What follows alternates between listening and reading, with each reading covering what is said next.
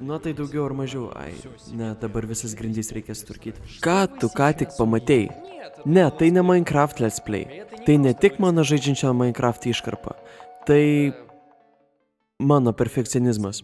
Kiekvienas iš mūsų siekia būti tobulas. Norime būti geriausi visur, ką darome. Nuo vaikystės esame apdovanojami už gerą darbą ir baudžiami už blogą. Tai perauga į įkyrų ir nesąmoningą norą būti geriausiam ir viską privesti iki tobulumo. Ir viena, kai tai pasireiškia tinkamai ir žmogus yra tiesiog tikslingas. Bet kitas dalykas, kai tai pasiekia perfekcionizmą ir išprovokuoja kitų psichologinių sutrikimų atsiradimą. O perfekcionizmas, kad ir koks nekenksmingas ar neteigiamas, jis daugelį žmonių gali atrodyti, kad tai yra tam tikras sutrikimas. Tai kas yra perfekcionizmas? Paprastai tariant, tai įsitikinimas, kad savo ir kitų tobulumas yra tikslas, kuriuo žmogus turėtų siekti. Tačiau dažniau pasitaikanti jo apraiška yra pavyzdžiui mėgavimasis estetika, kai vienas daiktas tobulai atitinka kito daikto matmenis ir puikiai tinka. Ir vidinis nepasitenkinimas, kai kažkas yra nelygus ir neproporcingas. Ir tai yra kažkas, kas daugumai tapo savotiško pokšto ir charakterio bruožo priežastimi. Mano vidinis perfekcionizmas nepatenkintas. Bet ar tikrai viskas taip paprasta? Ar perfekcionizmas yra tik mūsų malonumo žiūrėti vaizdo įrašus, kuriuose smėlis tolygiai pasiskirstęs per pusę? Ne. Tai pati nekenksmingiausia apraiška. Psichologiškai, perfekcionizmas yra labai sudėtingos struktūros asmenybės bruožas ir jis gali tapti medžio su daugybė šaknų šaknimis. Vėliau pamatysite, ką reiškia ši metafora. Vienas dalykas, kai smėlis nupjautas tolygiai ir dėl to gerai jaučiatės. Kitas dalykas, kai jis iš tiesų trukdo gyventi ir dirbti. Kaip perfekcionizmas gali trukdyti? Papasakosiu, kaip jis pasireiškia manyje ir mano darbe, o jūs pabandykite atsakyti, prie ko dar privedė mano perfekcionizmas.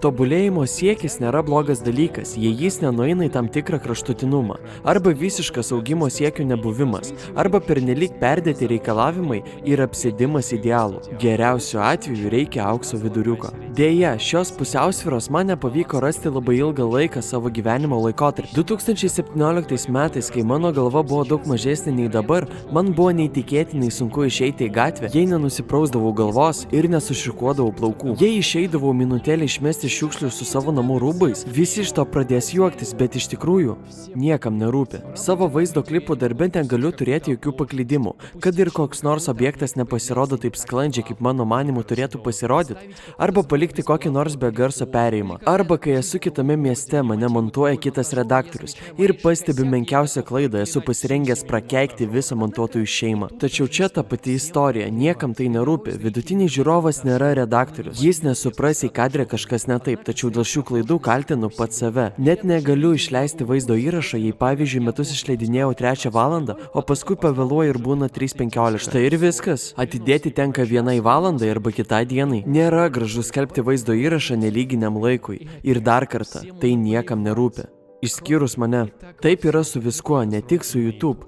Tai dar galima pavadinti puikaus studento sindromu. Kodėl tai blogai? Kuo tai pavojinga? Nemanau, kad man reikėtų aiškinti. O dabar apsvarstykime visus mano požymius psichologiniu požiūriu. Turiu didelių lūkesčių dėl savęs, o tai reiškia žemą savivertę ir savęs suvokimo problemą. Aukšti veiklos standartai, apsėsti siekio viską atlikti tobulai ir kiekvieną kartą noriu daugiau. Visada to nepakanka. Sukelia nepasitenkinimą gyvenimu ir darbu, nuolatinis savęs lyginimas su kitais ir kitų suvokimas kaip kritikuojančius, jaučiančius grėsmę ir teisiančius. Dėmesio sutelkimas tik į savo klaidas, savęs skatinimo už teigiamus rezultatus stoka. Nėra tokio dalyko kaip tobulas.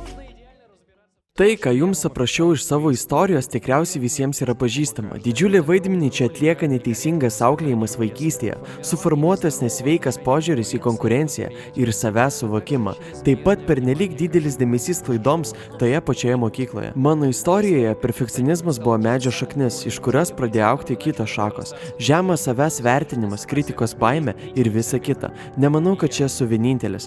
Tai ir yra perfekcionizmo pavojus, nes tai ne tik charakterio bruožas, kuris daugelis žmonių klaidingai vertinamas labai teigiamai. Tai sutrikimas, kurį reikia bent jau kontroliuoti ir panaudoti savo labui, jei negalite jo visiškai išnaikinti.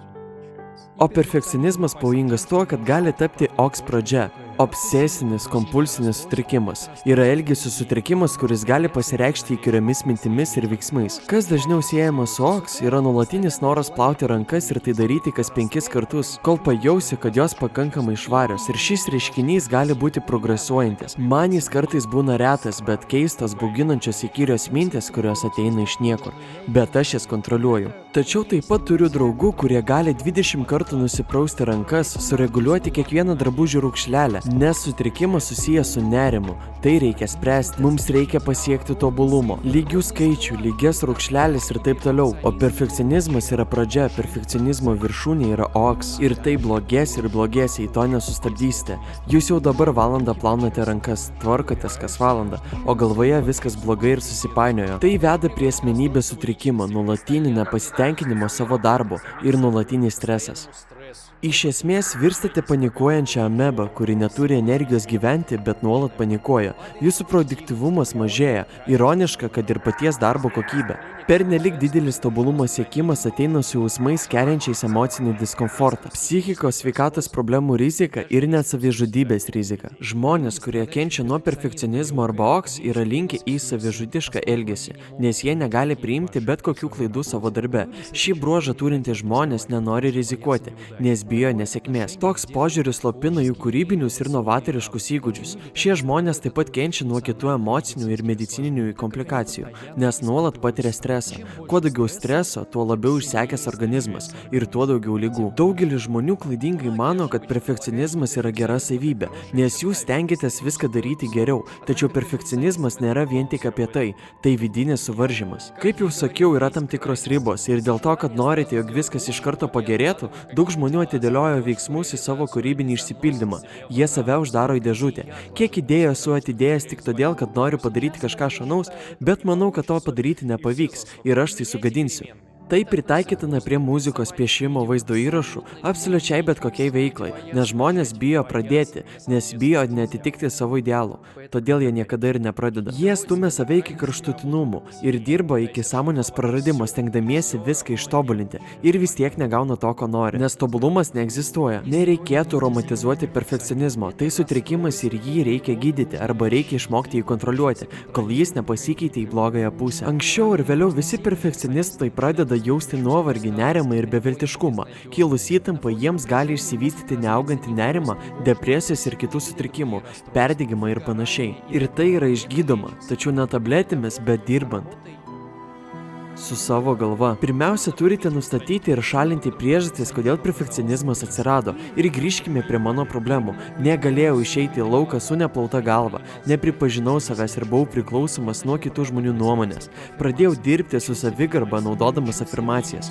Išmokau priimti save. Išmokau įžvelgti daugiau teigiamų dalykų apie save. Nutraukiau mintis, kad esu kažkas, kas nesu. Jas pakeičiau mintimis, kad palaukite minutėlę. Aš turiu gražų kūną, tai nesvarbu, kaip aš išeinu, juk tai mano gyvenimas. Bijau nuosprendžio ne dėl to, kad kas nors į mane kreivai pažiūrės, bet todėl, kad save teisiu. Ką mes galvojame apie kitus ir ko bijome, visų pirmiausia yra mūsų pačių veidrodis. Taigi puikiai praktika yra savęs priėmimas. Pabandykite pagirti save už išorę ir savo išvaizdą. Pažvelkite į veidrodį, išvarykite neigiamas mintis ir pakeiskite jas teigiamomis. Pagirkite save, išmokite save mylėti.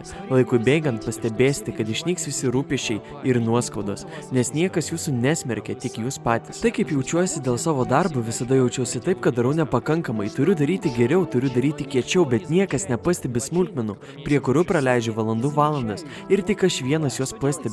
Ką dėl to daryti? Išmokti atskirti savo tikslus pagal svarbą, nustatyti jų prioritetus ir paskirstyti savo pastangas. Taip pat siūlau praktikuoti dėkingumą. Dėkoti ir girti save už gerai atliktą darbą ir už gerą dieną, dėkoti savo artimiesiems ir dėkoti už mažus dalykus. Ne tai kaip dabar. Šūdas, aš nepadariau visų darbų, kuriuos buvau suplanavęs. Aš toks asilas. Geriau sakykite savo, kad esu šaunuolis. Atlikau kai kuriuos darbus ir aš pailsėsiu ir rytoj jį pabaigsiu. Šiandien padariau pakankamai. Nebūkite savo griežtų mokytojų, kuris už 2 klaidas 20 užduočių lape duoda 3. Pastebėkite daugiau teigiamų dalykų ir pagirkite save už tai. Padrasinkite. Praktikuokite afirmacijas, specialius meditacijos užsiėmimus, bet kokius nemokamus, kuriuos galite rasti YouTube'e ir tinkamai pailsėkite. Keiskite įtampą į poilsį ir nustokite lyginti save su kitais. Supraskite, kad niekas nėra tobulas. Nustokite ieškoti tobulumo. Pradėkite ramiai gyventi savo gyvenimą.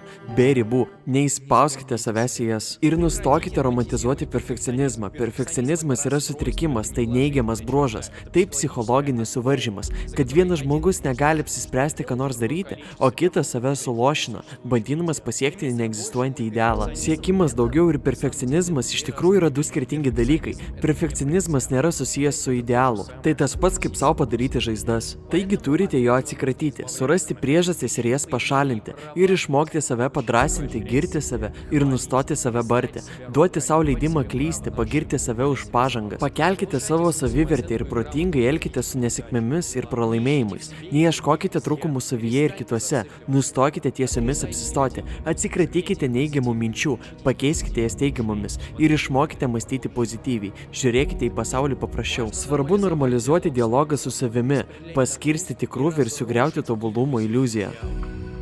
Tai nėra taip sunku, kaip atrodo. Svarbiausia yra pradėti. Perfekcionizmas yra juodai baltas mąstymas, arba viskas tobula, arba nesėkmė. Tačiau, kaip patys galite įsitikinti, pasaulis pilnas kitų spalvų ir jis toli gražu nėra juodai baltas. Prenumeruokite kanalą, paspauskite patinka, taip pat nepamirškite apie varpelį, pasidalinkite, komentuokite, rašykite savo nuomonės. Taip pat nepamirškite apie socialinius tinklus, su jumis buvo Ververta, viso geriausio.